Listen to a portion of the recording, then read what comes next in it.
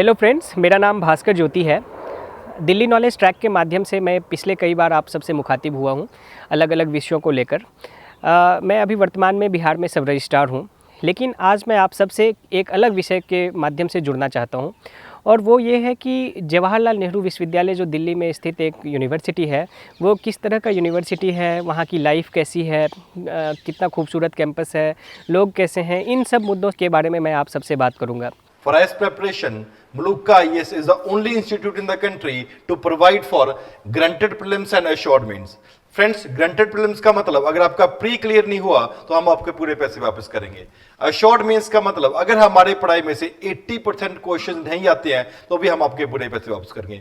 Friends, answer writing और prelim test series include करके आपका 17 मंथ्स का ड्यूरेशन है और ऑनलाइन की फीस है सिर्फ 35,000 प्लस जीएसटी। फ्रेंड्स, दूसरे टॉपर्स जैसे rank 4, rank 6, rank 8 and multiple other topper की तरह आप भी मुलुका आईएएस ज्वाइन करिए और अपनी सक्सेस अश्योर करिए। Thank you very much. Basically आज लाइफ इन जेएनयू के बारे में हम बात करते हैं।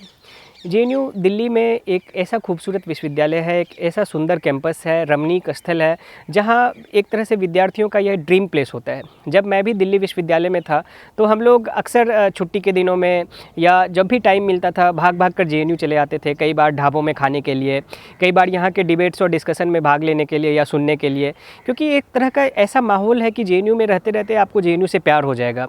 जेएनयू में एक रोमांटिक कहते हैं ना, कई बार आपको जो है सो अपने मित्रों से प्यार हो जाता है, उसी तरह जेएनयू से आपको प्यार हो जाएगा जब आप जेएनयू में रहना शुरू करेंगे। तो सबसे पहले यदि मैं बात करूं तो ये एक बहुत काफ़ी बड़ा सा कैंपस है, लगभग 600-700 एकड़ में ये फैला हुआ कैंपस है और अरावली का जो पहाड़ था उसी के बीच में यह कैंपस अवस्थित है। यहाँ पे अरावली के अनडिस्टर्ब्ड जंगल्स हैं, उन जंगलों को काटा नहीं गया। कई जगहों पर आपको घाटियाँ देखने को मिलेंगी, कई जगहों पर आपको पहाड़ देखने को मिलेंगे।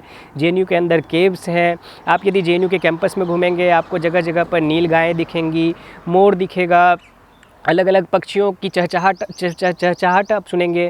और मतलब आप कल्पना नहीं कर सकते हैं कि दिल्ली में एक इलाका करोल बाग भी है, एक इलाका मुखर्जी नगर भी है, वहाँ पे ऐसे कमरे होते हैं जहाँ पे सूर्य की किरण तक नहीं आ पाती है।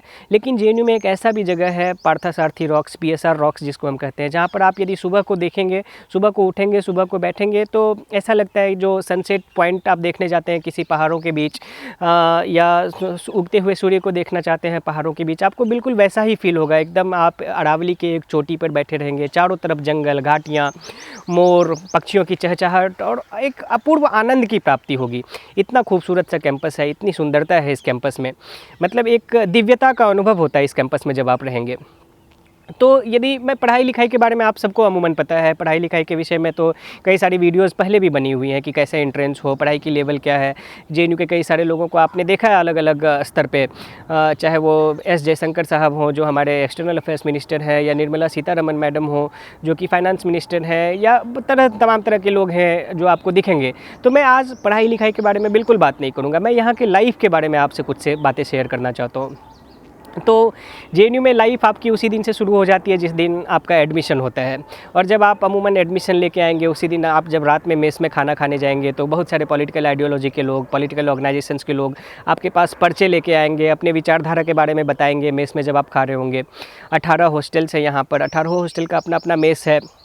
लोग आपसे पूछेंगे आपके बारे में और पहले दिन से आपको बिल्कुल यह अनुभव नहीं होगा कि आप किसी नए जगह पे आ गए हैं। एकदम आपको ऐसा लगेगा कि आप अपने एक परिवार में आ गए हैं। और वो परिवार कौन सा परिवार है? वो जेएनयू फैमिली है। जुलाई के आसपास जब आपका एडमिशन होगा उसके तुरंत बाद लगभग 2-3 महीने के बाद यहाँ पे इलेक्शन हो जाता है, इलेक्शन का माहौल बन जाता है। तो लगभग जुलाई के तुरंत बाद से आप जब अपने सेंटर्स में जाएंगे क्लासेस के लिए, चाहे वो एमए की क्लासेस हों या आप पीएचडी में हैं तो कोर्स वर्क हो, तो वहाँ पर आपको पॉलिटिकल ऑर्गेनाइजेशंस के लोग आएंगे, आपके मित्र होंगे, आपके सीनियर्स होंगे, वो आपको अपनी विचारधारा के बारे में बताएंगे। उनका प्रयास रहेगा कि आप उनके विचारधारा से अट्रैक्ट हो जाए।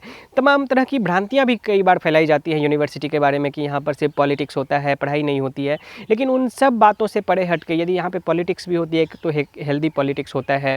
देखिए, कुछ मुट्ठी भर लोग ऐसे हो सकते हैं जो कि यूनिवर्सिटी को या देश को तोड़ने की बात करते हैं, लेकिन जो अमूमन जो आम छात्र हैं वो काफ़ी अच्छे होते हैं, उनके अंदर पॉलिटिक्स के प्रति भी एक रुझान होता है, पढ़ाई के प्रति भी एक रुझान होता है। और यही कारण है कि यहाँ से आपको ब्यूरोक्रेट्स भी दिखेंगे, पॉलिटिशियंस भी दिखेंगे, एकेडमिशियंस भी दिखेंगे। तो ये खूबसूरती है इस कैंपस में की। और इस कैंपस में कभी किसी को कुछ भी करने से रोका नहीं जाता। यदि आप क्लासेस अटेंड कर रहे हैं, क्लासेस के सेमेस्टर एग्ज़ाम दे रहे हैं, अपने कोर्स वर्क कर रहे हैं, तो उसके बाद आपको प्रोफेसर्स की तरफ से भी कभी रोका नहीं जाता कि आप ये मत करो, आप फलाना विचारधारा से मत जुड़ो। हाँ, कई बार ऐसे वाक़ये हमको मिलते हैं कि कुछ प्रोफेसर्स ऐसे हैं जो कि एक पर्टिकुलर आइडियोलॉजी को फॉलो करते हैं, तो वो आपको हो सकता है थोड़ा बहुत परेशान कर सकते हैं। लेकिन बहरहाल यदि हम एक मतलब नॉर्मल जनरल बात करें, तो कोई प्रोफेसर इस तरह से विचारधारा के रूप में आपको बहुत ज़्यादा परेशान नहीं करेंगे।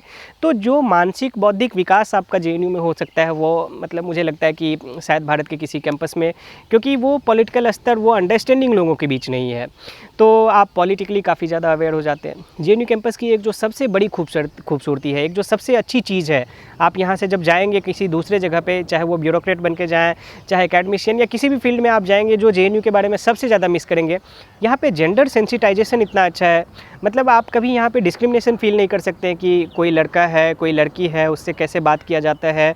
या तो आप यदि छोटे जगहों से आ रहे हैं तो वो धीरे धीरे आप सीख जाएंगे, इस तरह का माहौल है, कोई माइंड नहीं करता आप किससे क्या बात कर रहे हैं, कैसे बात कर रहे हैं।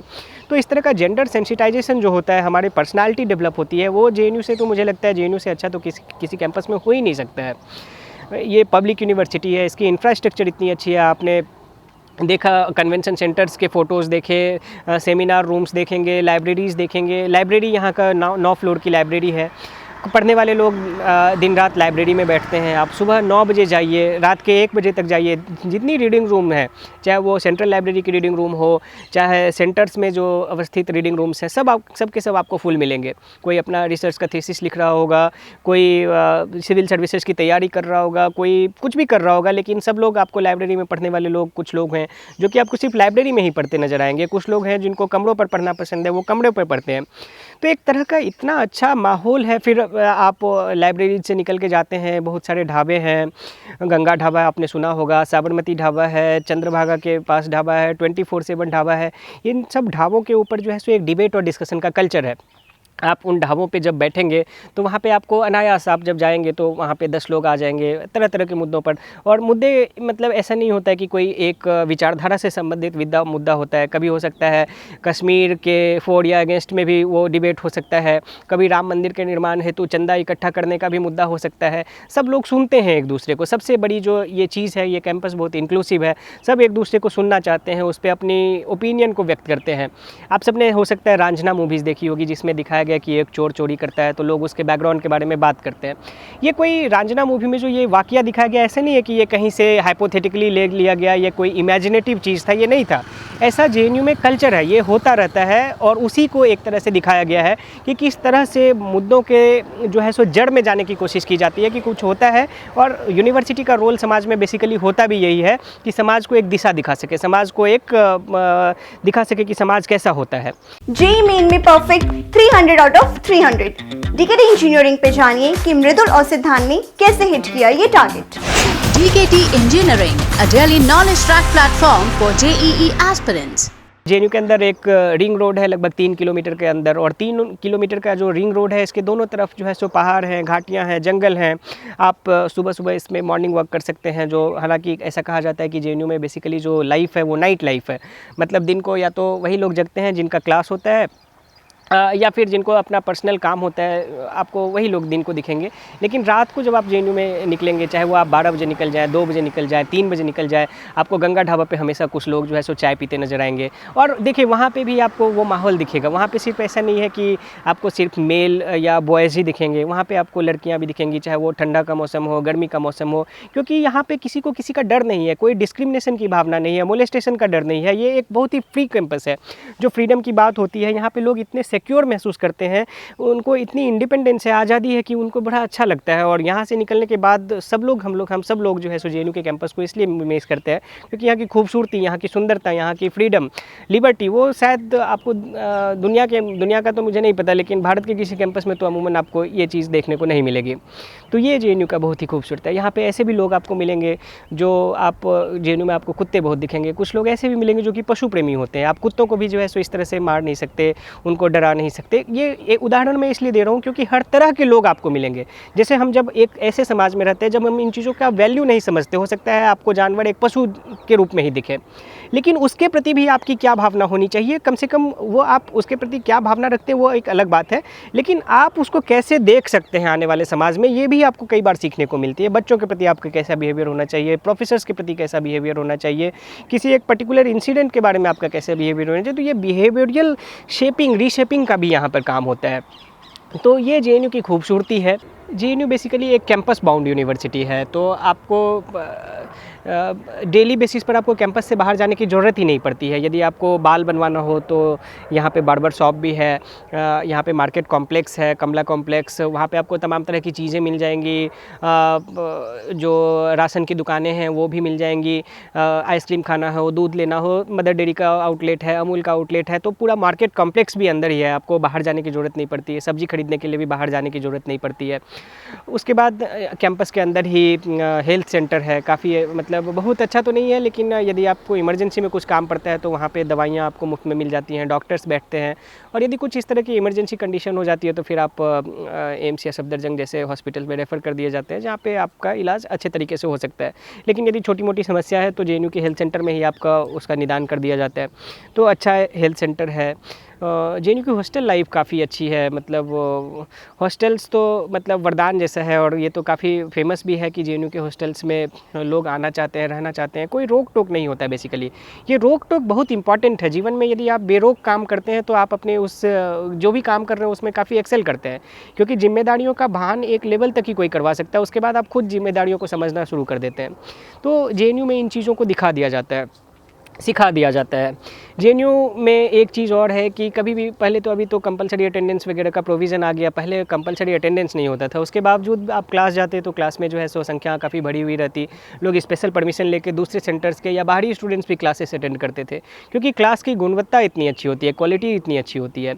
सेमिनार रूम्स हैं, कॉन्फ्रेंस रूम है, रेगुलरली यहाँ पे इंटरनेशनल कॉन्फ्रेंस, नेशनल कॉन्फ्रेंस, ये सब होता रहता है। लोगों को एक्सपोजर है। मैं खुद लंदन में रहा हूँ, डेनमार्क में रहने का मौका मिला है, ये सब जेएनयू के ही बदौलत, क्योंकि यहाँ पे एक्सपोजर इतना अच्छा है। आप थोड़ा बहुत भी एफर्ट लगाएंगे तो आपको बहुत आसानी से बहुत सारी फेलोशिप्स मिल जाती हैं।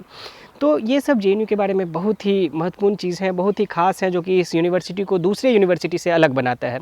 और यही कारण है कि चाहे वो NIRF रैंकिंग हो, चाहे अभी हाल में QS रैंकिंग रिलीज़ हुई है या NAAC एक्रीडिशन की रैंकिंग हो, इन तमाम रैंकिंग में जो जेएनयू सबसे ऊपर जाता है या जेएनयू टॉप यूनिवर्सिटी माना जाता है, वो यही वजह है कि यहाँ पे इंक्लूसिवनेस है, आज़ादी है, लोग अपने ड्रीम को परस्यू कर सकते हैं। एक समय था यहाँ की लाइब्रेरी को धौलपुर हाउस लोग कहने लगे थे।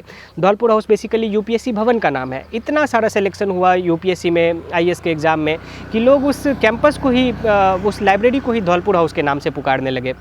तो एक समय था कि सिलेक्शन भी काफ़ी ज़्यादा होता था, अब भी होता है। लोग अब चूँकि डाइवर्सिफाई हो गए हैं, अलग अलग फील्ड्स में इंटरेस्ट लेने लगे हैं, तो ब्यूरोक्रेसी में उतने रुझान अब नहीं रही है। तो जिनको जो भी करना होता है उस कैंपस में, मतलब मुझे तो लगता है इस कैंपस में आके हर व्यक्ति अपने ड्रीम को परस्यू कर सकता है, चाहे वो चित्रकारी करने में रुचि रखता है, चाहे वो पढ़ाई में रुचि रखता है, चाहे उसको पॉलिटिक्स में जाना है, सारी व्यवस्थाएं यहाँ पे हैं। उस तरह का माहौल है कि जो लॉन्चिंग पैड आपको जेएनयू के अंदर मिलता है वो आपको दुनिया के किसी से, भारत के किसी यूनिवर्सिटी में नहीं मिल सकता है। तो इसलिए जेएनयू एक बहुत ही महत्वपूर्ण यूनिवर्सिटी है। लोगों के मन में इस यूनिवर्सिटी को लेकर जो भी भ्रांतियाँ हैं, जो मीडिया के द्वारा फैलाई गई हैं, वो बिल्कुल निराधार है। मैं आपस में भी जब लोगों से मिलता हूँ, पेरेंट्स से मिलता हूँ, तो उनके मन में एप्रीहेंशंस रहती है। मैं उनको समझाने का प्रयास करता हूँ कि यदि पब्लिक यूनिवर्सिटी में आपके बच्चे पढ़ना चाहते हैं तो जेएनयू से अच्छा विकल्प नहीं हो सकता है। तो इस वीडियो को देखने के बाद मैं आप सबसे रिक्वेस्ट भी करूंगा कि कभी यदि मौका मिले तो जेएनयू घूमिए, और घूम के जो भी अपने मन में भ्रांतियां हैं उनको आप दूर कर सकते हैं। जेएनयू इसलिए बहुत ही अच्छा यूनिवर्सिटी है, कभी मौका मिले तो इसमें ज़रूर पढ़ना चाहिए, और आप जब एक बार पढ़ेंगे तो आप जेएनयू को जीवन भर कभी भूल नहीं पाएंगे। तो इस वीडियो में फ़िलहाल इतना ही था। जेएनयू एक बार फिर से जो है सो जेएनयू को याद करते हुए मैं इस वीडियो को अंत करता हूँ। आप सबका बहुत बहुत धन्यवाद।